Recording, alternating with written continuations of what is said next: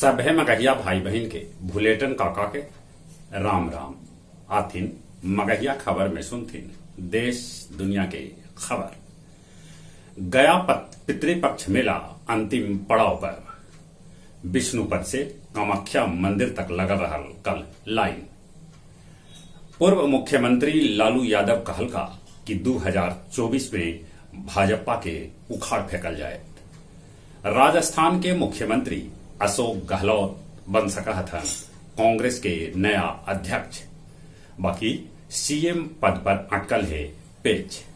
आज उत्तर प्रदेश विधानमंडल में खाली महिला सदस्य बोलतन, पुरुष सभे चुप रहतन। ये आजादी के बाद कोई विधानमंडल में या विधानसभा में पहली बेर हो रहा है। उत्तर प्रदेश में अब वक्फ बोर्ड के भी करावल जाए सर्वे, कहे से कि वक्फ बोर्ड के पास रेलवे और सेना के बाद सबला बेसी जमीन है। केंद्र सरकार कहलक कि रोहंग्या शरणार्थी के संबंध पाकिस्तानी आतंकवादी गुट से है। बगहा के बनचहरी गांव के हरहा नदी में भेटायल दुर्लभ प्रजाति के माउथ कैट फिश एमएलसी दिनेश सिंह 35 लाख रुपया के स्रोत आखिरकार न बता सकलन। कुमाऊं स्टेशन पर मालगाड़ी होयल बेपटरी, जकरा चलते कैकन ट्रेन रद्द कर दिल गए या तो ओकर रास्ता बदल दे गए।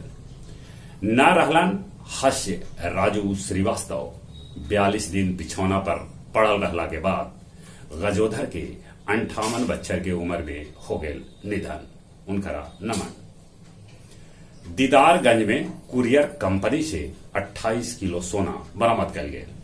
उत्तर प्रदेश में दीवार गिरे से 4 गो भाई बहन के हो गए मौत। रूसी राष्ट्रपति पुतिन कहलका कि पश्चिमी देश पर कर सकल है रूस हमला। यूएनजीए पर बरसलन अमेरिकी राष्ट्रपति जॉन बाइडेन। इंग्लैंड में फिर एगो हिंदू मंदिर पर होयल हमला। यूक्रेन कहलक है कि यूक्रेन युद्ध में रूस के 55,000 सैनिक मारल गेलन है।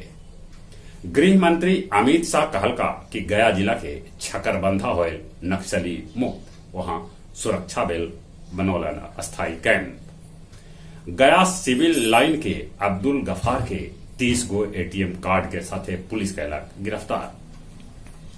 आंध्र प्रदेश के पिंडदानी सभे के बस से घाटी में होल दुर्घटनाग्रस्त, जगह में 12 गो पिंडदानी हो गलन घायल। परैया के दखनेर गांव फिर एगो ट्रक 8 गो भेड़ा भेड़ी के चापा दे दिलक।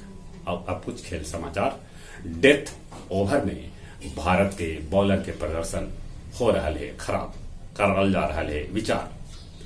T20 रैंकिंग में भारत के सूरज कुमार तीसरा स्थान पर पहुंचल। 11 हजारिका और रीमो शाह पार्थ चैनल पार करे वाला पहल भारतीय बनलन। जहां तक मौसम के सवाल है, मौसम विभाग सूचना दिलका है कि 1-2 दिन आओ हल्लुक बारिश हो सका है। चले एक बार फिर से अपने सभी के भुलेटन काका के राम राम।